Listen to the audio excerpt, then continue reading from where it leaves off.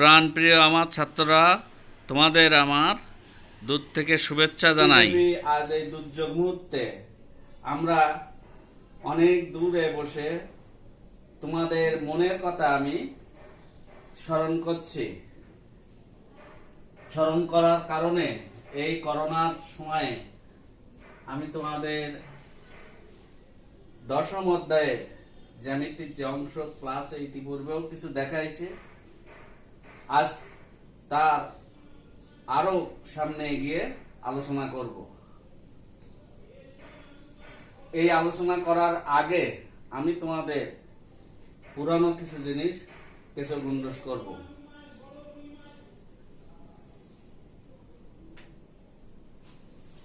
তোমরা জানো লম্ব লম্ব কাকে বলে? ইতিপূর্বে তোমাদের আমি ক্লাসে শিখাইছিলাম, তবু আবার একটু বলছি। দেখো, একটি রেখা এবি, এই রেখার উপরে অপর একটা রেখা সিডি সোজাভাবে দাঁড়াবে। কিন্তু একটি রেখা এবি, এবি রেখার উপরে দেখো অপর একটা রেখা সিএ সোজাভাবে দাঁড়াইছে। এখন আমি তোমাদের আরো বলেছিলাম, দেখো তোমার একটা ছোট বোন বা ভাই আছে, তোমার আব্বা বা আম্মা দুপুরে ঘুমাই আছে। এখন ছোট ভাই বোন আব্বা আম্মার সঙ্গে খেলা করে, এই সময় হঠাৎ করে ওই তোমার ছোট বোন বা ভাই তোমার আব্বা বা আম্মার শুয়ে আছে, তার উপরে পেটের উপরকে সোজা হয়ে দাঁড়ালো। তাহলে কি হলো? ওটাও লম্ব হলো। কিন্তু এটাকে বলা হয় লম্ব। একটা রেখার উপরে আর একটা রেখা সোজা বা খাড়া ভাবে দাঁড়ালে ওই রেখা একটিকে অপরটির উপর লম্ব বলে। এটা তো ইতিপূর্বে আমি তোমাদের শিখিয়েছিলাম। এবার এরপরে সমকোণ। এই লম্ব থেকে আমরা সমকোণ এর সংজ্ঞাটা বলতে পারি। সম মানে সমান, তাহলে সমকোণ মানে সমান কোণ। দেখো এখানে একটা কোণ হয়েছে, এই কোণের নামটা কি বলো তো দেখি? তোমরা তো জানো এডিসি, তাই না? আর একটা কোণ হয়েছে দেখো বিডিসি। তাহলে সমকোণ মানে সমান কোণ। একটা কোণ সমান হয়েছে, এটাও কোণ সমান হয়েছে। তাহলে সমকোণ মানে কত ডিগ্রি তোমাদের বলেছিলাম? 90 ডিগ্রি। তোমরা জানো এক সমকোণ। তাহলে সমকোণ হলো 90 ডিগ্রির সমান কোণকে বলা হয় সমকোণ। এখানে দেখো ঠিক তেমনি একটা রেখার উপরে আর একটা রেখা সোজা হয়ে দাঁড়াইছে। এই কোণটার নাম কি? পূর্ণ নাম হলো বি এ সি। এটাও কিন্তু 90 ডিগ্রি। সংক্ষিপ্ত নাম তো আমি তোমাদের শিখাইছিলাম, যে বিন্দুতে কোণ হবে এই বিন্দুটাই হবে তোমাদের এখানেই কোণ উৎপন্ন হবে, তাই না? সংক্ষিপ্ত নাম এটা, এভাবেও দিতে পারো তোমরা। এখন দেখো আমরা তাহলে শিখলাম লম্ব এবং সমকোণ, অর্থাৎ কেশগুণ্ডস করলাম। এবার দেখো আমি যাচ্ছি, আমার উদ্দেশ্য কিন্তু অন্য জায়গায়। তোমাদের কি এটা কি মনে আছে? শীর্ষবিন্দু।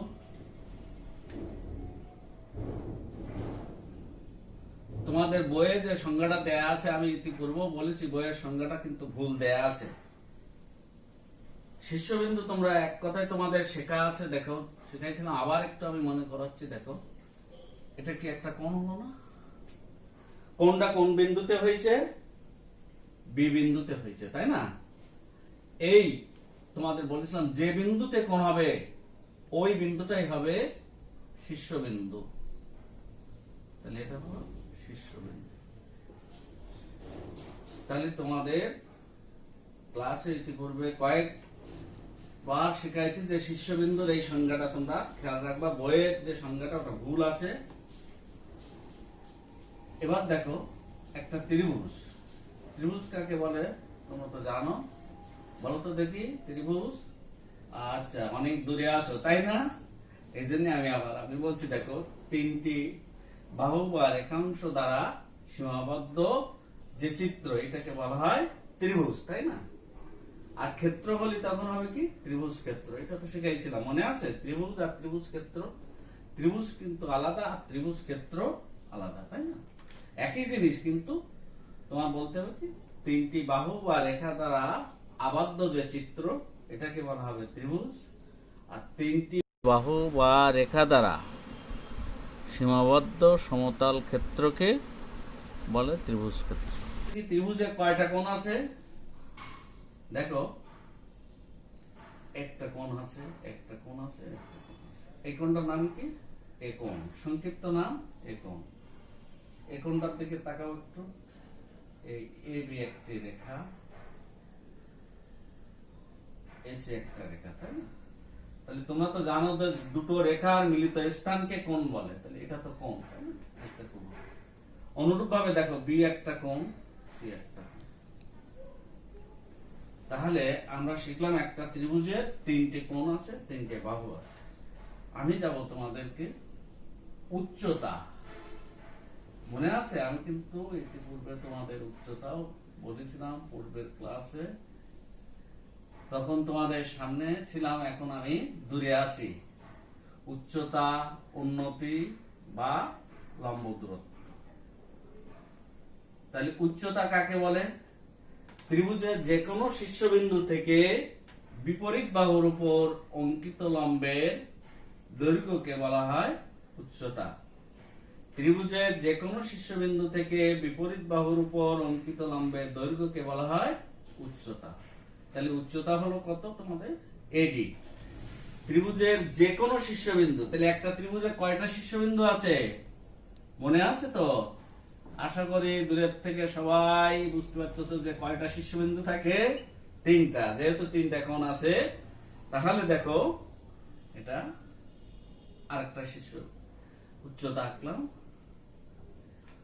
এটার নাম কি হবে তাহলে? দেখো এখান থেকে বি, আবার দেখো তাহলে এ বি সি। তাহলে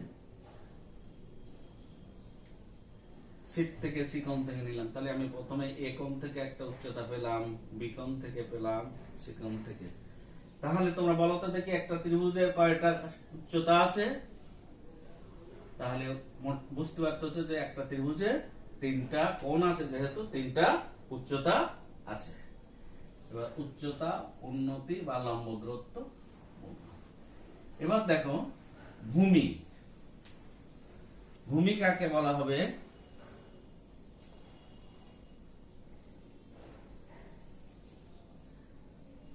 ভূমি মানে কি? মাটি বা জমি নাকি? হ্যাঁ, আচ্ছা, থ্যাংক ইউ। তোমরা দূর থেকে বলছো, আমি কিন্তু শুনতে পাচ্ছি। এখন এই উচ্চতা বা লম্ব দূরত্ব বা উন্নতি যার উপরে দাঁড়াইছে, এই এটিটা কার উপরে দাঁড়ালো বলতো দেখি? বিসির উপরে দাঁড়াইছে। তাহলে এই বিসি কে বলা হবে ভূমি। অর্থাৎ তোমার সেই ছোট ভাই বা ছোট বোন বাবার শুয়ে আছে, বাবার উপরে পেটের উপরে দাঁড়িয়ে গেছে, তুমি হা করে হাসতেছো, তাই না? তাহলে তোমার বাবা হবে ভূমি, তোমার ওই বোন বা ভাই হবে উচ্চতা। অনুরূপ ভাবে যদি আমরা বি শীর্ষবিন্দু থেকে উচ্চতা আঁকি, তখন দেখো ভূমি কোনটা হবে? যার উপরে এসে দাঁড়াবে, যে বাহুটার উপরে দাঁড়াবে। অর্থাৎ দেখো এসি বাহুর উপর দাঁড়াইছে, এই তোমার সে আব্বা বা আম্মা শুয়ে আছে, দাঁড়িয়েছে তোমার ছোট ভাই বা বোন। এই তাহলে এসি, এটা হলো ভূমি। তাহলে আমরা অনুরূপভাবে বলতে পারি একটা ত্রিভুজে কয়টা ভূমি থাকতে পারে? তোমরা তো বললে তিনটা ভূমি আছে, তাই না? তাহলে আমি শুনতে পাইছি কিন্তু, থ্যাংক ইউ, দূরের থেকে শুনতে পেলাম। এবার দেখো আমরা শিখলাম ভূমি, উচ্চতা বা উন্নতি কাকে বলে, এগুলো শিখলাম। আমি তোমাদের আজ আয়তক্ষেত্রের, তোমাদের আমি শিখাবো আয়তক্ষেত্রের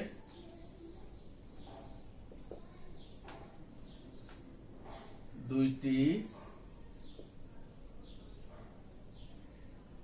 সন্নিহিত বাহু যথাক্রমে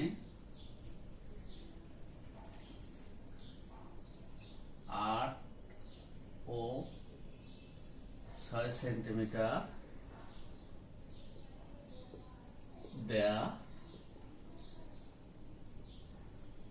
আছে।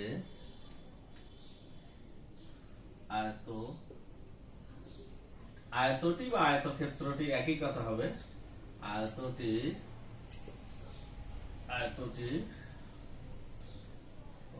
অঙ্কন করো এবং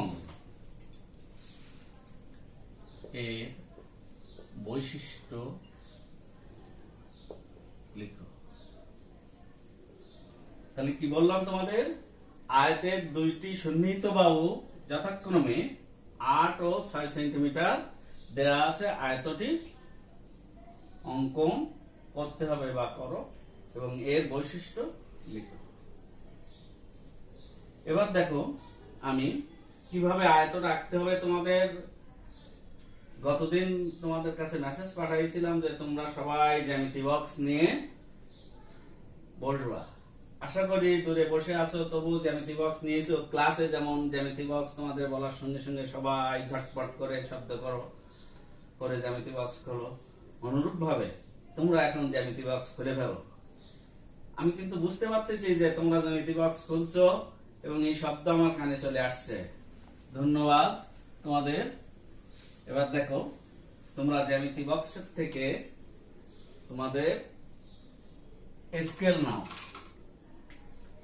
স্কেলে দেখো আমি তোমাদের ইতিপূর্বে ক্লাসে তো দেখাইছিলাম যে তোমাদের 8 সেন্টিমিটার স্কেলের এক পাশে আছে আর এক পাশে আছে ইঞ্চি।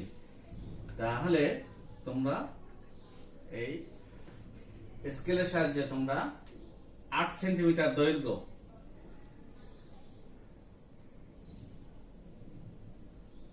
8 সেন্টিমিটার দৈর্ঘ্য নিয়ে নাও।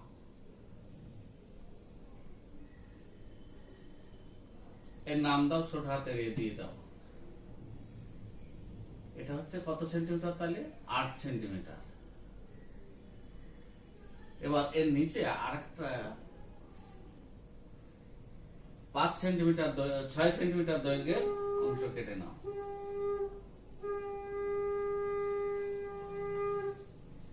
এর নাম দাও বি, ছোট হাতের বি, 6 সেন্টিমিটার। এবার দেখো তাহলে তোমরা দুটো বাহু নিলে, একটা হচ্ছে তোমাদের 8 সেন্টিমিটার, এই বাহুটাকে ছোট হাতের এ দিয়ে প্রকাশ করলে, আর 6 সেন্টিমিটার ছোট হাতের বি দিয়ে প্রকাশ করলে। এখন এ আর বি দিয়ে কেন প্রকাশ করলাম ইতিপূর্বে তোমাদের ক্লাসে দেখাইছিলাম। দেখো এই ত্রিভুজ এবিসি একটা ত্রিভুজ। এই ত্রিভুজের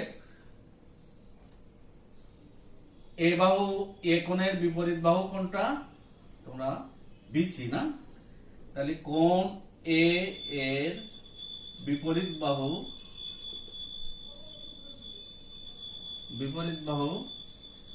বিসি, এটাকে কি হয় ছোট হাতের এ দিয়ে, যে কোণটা থাকে তার বিপরীত বাহুটাকে ছোট হাতের অক্ষর দিয়ে প্রকাশ করতে হয়।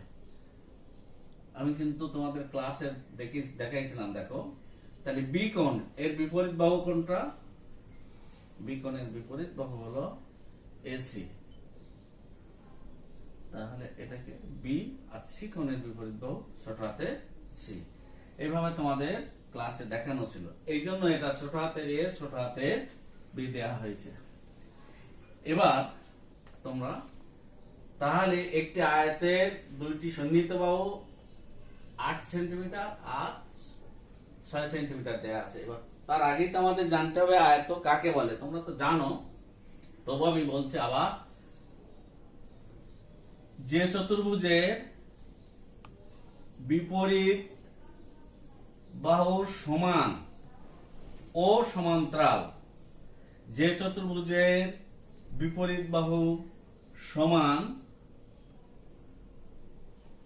ও সমান্তরাল এবং প্রত্যেকটা কোণ সমকোণ, তাকে বলা হয় আয়ত। এই দুটো দাগ দিছি সেটা তো তোমরা বুঝতে পারতেছ।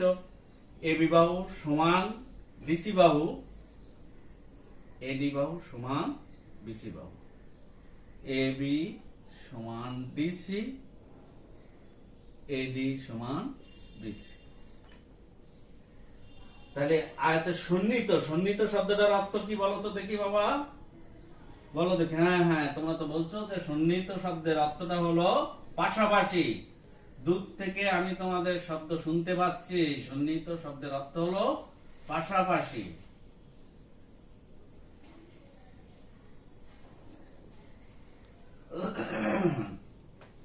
তাহলে সন্নিহিত শব্দের অর্থ শিখলে তোমরা পাশাপাশি। তাহলে প্রত্যয়ের পাশে বসে আছে কেরা? প্রান্ত, নাকি? এরা হচ্ছে পাশাপাশি। কিন্তু কিন্তু দেখো প্রত্যয় তুমি বসে আছো আর দূরে আছে কে? অনিক। দেখো ওই 2 বেঞ্চ পরে। তাহলে অনিক কি তোমার পাশে আছে প্রত্যয়? না, তাই না? তাহলে ওটাকে সন্নিহিত বলা যাবে না। তা আমাদের বলেছে যে আয়াতের 2টি সন্নিহিত বাহু, সন্নিহিত বাহু। তাহলে মনে করো তোমার এই এবি বাহু, এই এবি বাহু এটা সমান 8 সেন্টিমিটার, এই বিসি বাহু সমান, মনে করো এই বিসি বাহু, এই বিসি বাহু সমান, সরি এডি বাহু সমান 6 সেন্টিমিটার এটাতে আছে। তাহলে এবি বাহুটা আমাদের এই এ ছোট হাতের এ ধরলাম, এটা 8 সেন্টিমিটার। এডি বাহুটাকে ছোট হাতের বি ধরে 6 সেন্টিমিটার, এটা সন্নিহিত বাহু, মনে করো ওই পাশাপাশি। এবি বাহুর পাশে এডি বাহু, এই দুটো বাহু আমাদের এখানে দেয়া আছে, কিন্তু এই ছবি নেই। এইটাকে আমাদের আঁকতে হবে। তাহলে কিভাবে আঁকতে হবে দেখো, তুমি বলবা যে এ ও বি 8 সেন্টিমিটার 2টি বাহু দেয়া আছে, আয়তটি আঁকতে হবে। অঙ্কনের বিবরণ, এবার হচ্ছে অঙ্কনের বিবরণ বা অঙ্কন বলতে পারো। শুধু তোমাদের বইয়ে এখন এটা দেয়া আছে অঙ্কনের বিবরণ, তোমরা এটা দিতে পারো, আর শুধু অঙ্কন এই শব্দটাও দেয়া যায়। শুধু অঙ্কন এই শব্দটাও লেখা যায়। এবার দেখো এই যে কোনো সরলরেখা নিবা সুবিধা মতো, তোমার একটু দেখতে ভালো লাগে সেটা নিবা। দেখো আমি এ পর্যন্ত নিতে পারি, যে আমার মুরগি আমি গলার দিক থেকে কাটতে পারি, আবার পাশার দিক থেকেও কাটতে পারি, তাই না? এই তো তোমরা তো না, তাহলে এখন সবাই সচরাচর দেখতে ভালো লাগে যেটা, সেটা তোমরা নেবা সুবিধা মতো। এই একটা সরলরেখা নেবা, এই রেখার থেকে, এই রেখার এ বিন্দু থেকে, তাহলে কি লিখলে প্রথমে? এই একটি রেখাংশ লই, এই রেখাংশের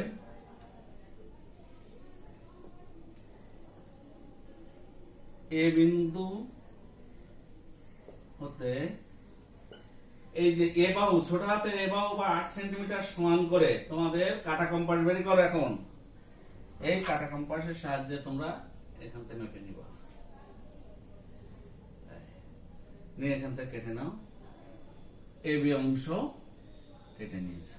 তাহলে এটাকে ছোট হাতের এ দিতে পারো বা 8 লিখতে পারো, যেটা তোমাদের সুবিধা মনে হয়। তাহলে এই একটি রেখাংশ লই, এই রেখাংশের এ বিন্দু হতে এ বাহু বা 8 সেন্টিমিটার, যে কোনো একটা লিখতে পারো। এ বাহু এটা দিলে সবচেয়ে ভালো হয়। এ বাহুর সমান করে এ বি অংশ,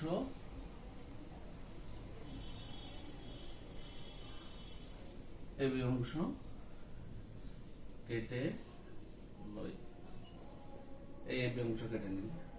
এবার দেখো এ বিন্দুতে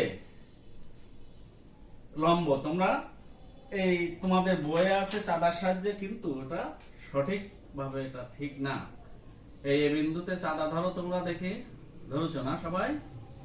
এই এ বিন্দুতে বসাও, সোজা করে বসাও, এখানে দিলে তোমাদের লম্ব হয়ে গেল। কিন্তু এইটা তোমাদের পরবর্তীতে এই কয়েকদিন, জুন মাস জানুয়ারি মাসে উঠলেই তো তোমরা ক্লাস 6-এ উঠে যাবা, তখন কিন্তু এইভাবে করলে কোনো নম্বরও পাবা না, কিছু ছাড় কিছুই দেবে না। তাহলে এই প্রকারে তোমরা লম্ব শিখতে পারো। তোমাদের বইয়ে দেওয়া আছে, দিয়ে বাহুটা একটু বাড়াই দিলে সুবিধা মতো তোমার এই এফ পর্যন্ত বাড়াই দিলে। কিন্তু এটা না করে তোমরা যদি, আমি তোমাদের দেখো বারবার শিখাইছিলাম, এটা তোমাদের এই পদ্ধতি যদি অনুসরণ করো তা সবচেয়ে ভালো হয়। তাহলে এভাবেও লম্বা আঁকতে পারো। আর তুমি কম্পাস নাও, তোমাদের কম্পাস তোমার হাতে আছে মনে হয়, কম্পাস ধরো। এবার দেখো কম্পাস তুমি ব্যবহার করো সুবিধা মতো ব্যাসার্ধ নিয়ে। এই কম্পাসের এক সাইডে আছে পেন্সিল, পেন্সিল লাগাইছো? লাগাও লাগাও, এই তো দেখা যাচ্ছে, আমি দেখতেছি তোমাদের, তোমরা তো পেন্সিল লাগাচ্ছ। হ্যাঁ, সুন্দর করো করে এই দুটো মাথা, কম্পাসের যে এক মাথা দেখো কাটা আছে, এখানে এই সোজাসুজি পেন্সিলের কাটা অংশটা মিলাই নাও। হ্যাঁ, এইভাবে ধরে মিলাই নাও। এবার দেখো এই বিন্দুতে কম্পাসে কাটা কম্পাসটা বসাও, বসিয়ে সুবিধা মতো ব্যাসার্ধ নিয়ে তুমি একটা বৃত্তচাপ আঁকো। সুবিধা মতো শব্দটা কেন ব্যবহার করছো? এখন এই খাদেমুল বলছে, স্যার আমার ইচ্ছা মতো আমি এরকম নেবো। তাই দেখো কি দেখা যাচ্ছে তোমার, একটা অদ্ভুত জিনিস। এই জন্য সুবিধা মতো ব্যাসার্ধ নিয়ে তুমি একটা বৃত্তচাপ আঁকো। হয়েছে? তাহলে তুমি সুবিধা মতো ব্যাসার্ধ নিয়ে একটা বৃত্তচাপ আঁকো। এই কাটা কম্পাসটা একইভাবে ধরে রাখো, এইভাবে। তাহলে এ কে কেন্দ্র করে সুবিধা মতো ব্যাসার্ধ নিয়ে একটা বৃত্তচাপ আঁকলে, দেখো এই বৃত্তচাপটা এ বি রেখাকে এখানে ছেদ করেছে। এখানে নাম দিতেও পারো, নাম দিতে পারো, না দেওয়া ভালো তোমাদের ক্ষেত্রে। এখানে ছেদ করেছে না, ছেদ করা মানে এখানে কেটে গেছে না। এবার ওই কাটা কম্পাসটা বসাও, বসিয়ে যে মাপটা আছে তোমার কাটা কম্পাসে, এই মাপটা নিয়ে এখানে কাটো। হয়েছে? কেটেছো সবাই? আচ্ছা, ঠিক আছে। এই রবি, তোর এখন হয়নি কেন? হ্যাঁ, আচ্ছা আচ্ছা, করো তাড়াতাড়ি করো, একই মাপ নিয়ে। এবার দেখো এখানে এই তোমরা, আমার পেন্সিলটা পড়ে গিয়েছিল তাই না, আর বয়স হয়ে গেছে, তোমাদের তো ইয়াং মানুষ। আচ্ছা আচ্ছা, এবার দেখো মাপ একই আছে তো, এই মাপে কম বেশি করবা না, এখান থেকে ধরে এবার এই কাটো। এভাবে তোমাদের আমি ক্লাসে শেখাইছিলাম, তবু আবার দেখাচ্ছি। দেখো, দেখে এই মাপ নিয়ে এখান থেকে ওই একই মাপ এখানে কাটো। আবার দেখো এই মাপ নিয়ে, ও সরি, তোমাদের এইখানে যাবে, এবার এটা যাবে এইখানে। হয়েছে? এবার দেখো তোমরা এই মাপটা নিয়ে আমাদের এখানে চলে আসলো, এটা একই মাপ নিয়ে এখানে কাটো, লম্ব হয়। এইটাই হচ্ছে সঠিক নিয়ম। আর ওই যে চাঁদার সাহায্যে যেটা দেখানো হয়েছে বা তোমাদের বইতে দেয়া আছে, ওটা কিন্তু সঠিক নিয়ম না। তোমাদের তো বারবার প্র্যাকটিস ক্লাসে বাসায় করতে বলেছিলাম, তোমরা করে আমাকে দেখাইছিলে। এক সময় ক্লাসে শুধু লম্বা আঁকো দেখি একটা রেখার উপরে একটা। তাহলে এই যে এবি অংশ কেটে নিই, এবি রেখার এ বিন্দুতে, এবি রেখা অংশের এ বিন্দুতে এফ লম্ব আঁকি। কিভাবে করেছো কোনো কিছু বলার দরকার নেই, লম্ব আঁকি। হয়েছে? এবার এফ রেখার থেকে এফ রেখা হতে এই তোমাদের বাকি আছে কোনটা দেখো, বিবাহু, অর্থাৎ 6 সেন্টিমিটার সমান করে এই অংশ কেটে নিলে, এখানে বিউ দিতে পারো, আবার 6 সেন্টিমিটার দিতে পারো। এফ রেখা হতে বি এর সমান করে এই অংশ তে বি এর সমান করে বা 6 সেন্টিমিটারের সমান করে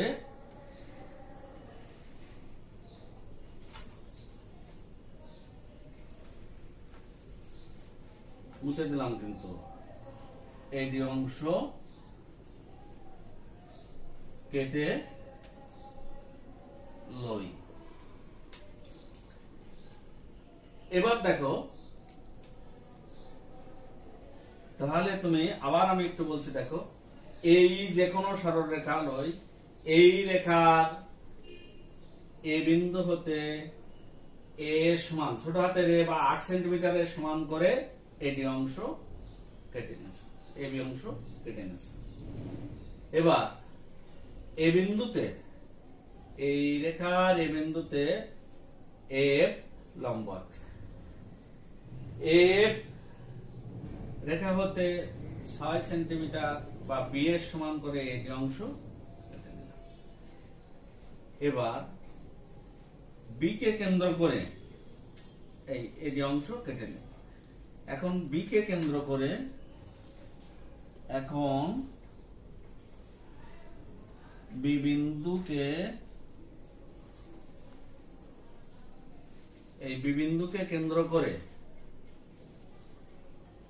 বি বিন্দুকে কেন্দ্র করে এডি এর সমান, এডি মানে কত, এই বি, এডি এর সমান করে এই কোণটা, কোণ এ এর অভ্যন্তরে একটা বৃত্তচাপ আঁকো।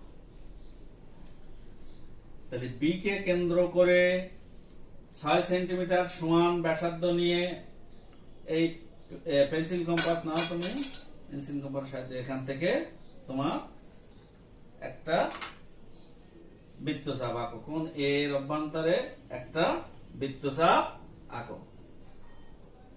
এঁকেছো বৃত্তচাপটা?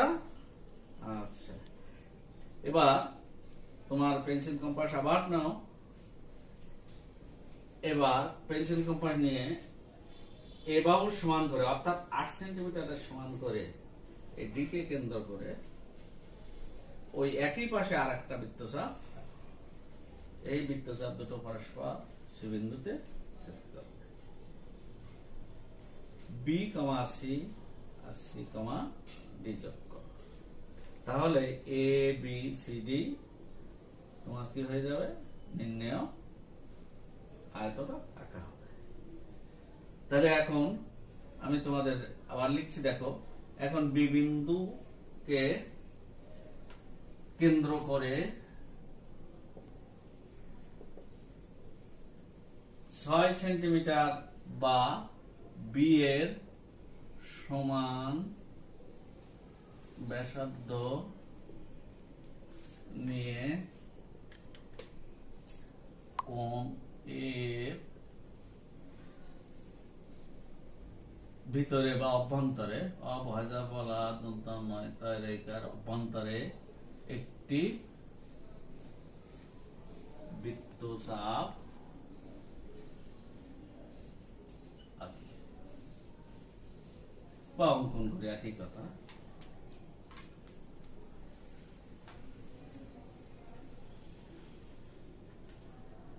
এবার ডি বিন্দুকে কেন্দ্র করে এই এ বাহু বা 8 সেন্টিমিটার সমান এ সমান করে একই পাশে আর একটি বৃত্তচাপ আঁকি। এই বৃত্তচাপ দ্বয়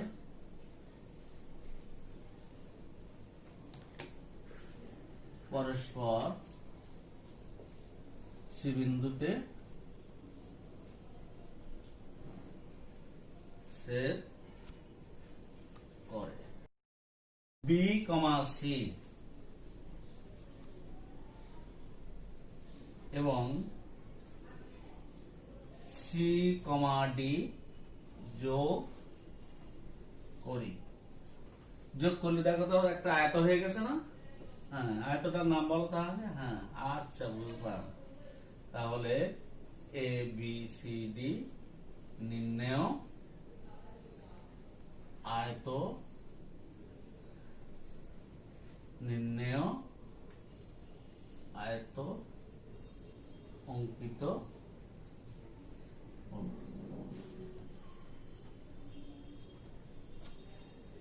এখন দেখো, আমি আবার একটু বলছি, দেখো প্রথম থেকে। তোমরা প্রথমে জ্যামিতি বক্স নিয়ে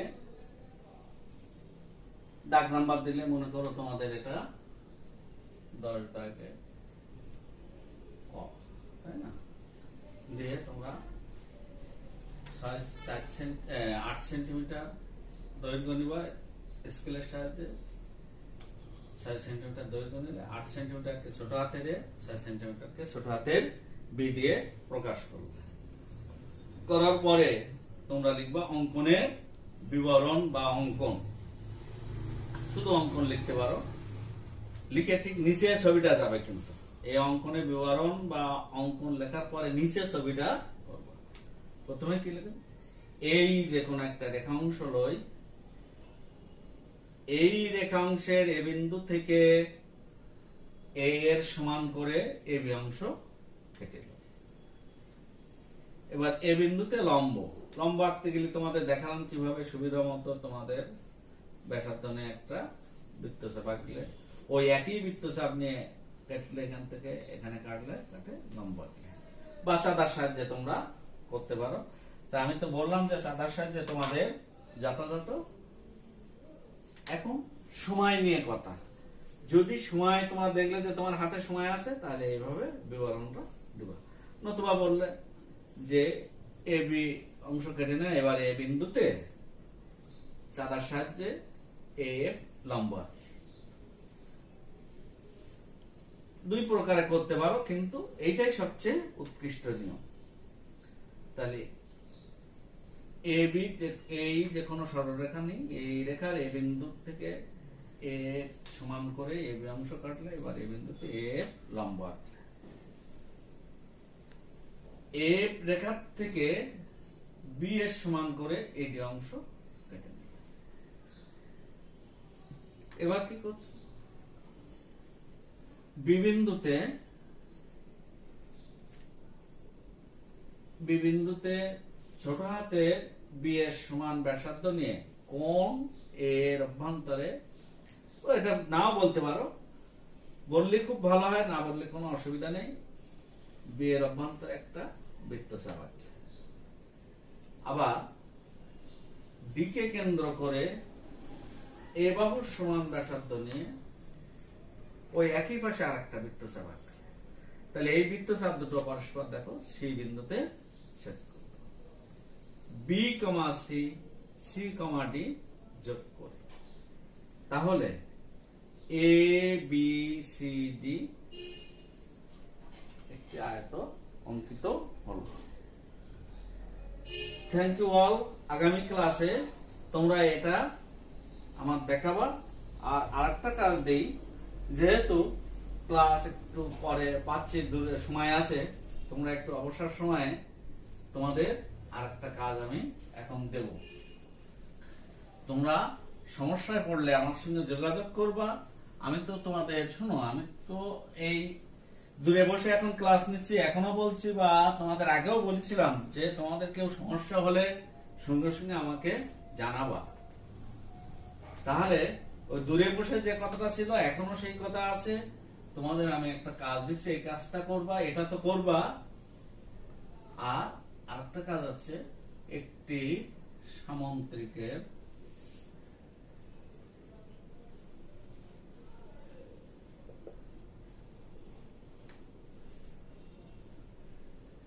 সন্নিহিত দুইটি বাহুর দৈর্ঘ্য যথাক্রমে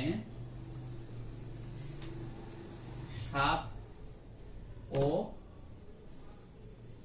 5 সেন্টিমিটার এবং অন্তর্ভুক্ত কোণ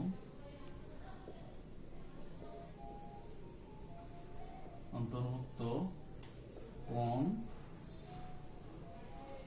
60 ডিগ্রি। এটা দেয়া আছে সামুদ্রিকটি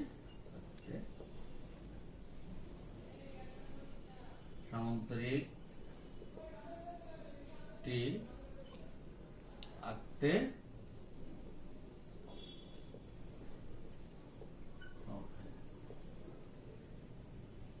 তাহলে একটি সামুদ্রিকের সন্নিহিত দুইটি বাহুর দৈর্ঘ্য যথাক্রমে 7 সেন্টিমিটার, 7 ও 5 সেন্টিমিটার এবং অন্তর্ভুক্ত কোণ 60 ডিগ্রি দেয়া আছে সামুদ্রিকটি আঁকতে হবে। এই কাজটা তোমরা আগামী দিন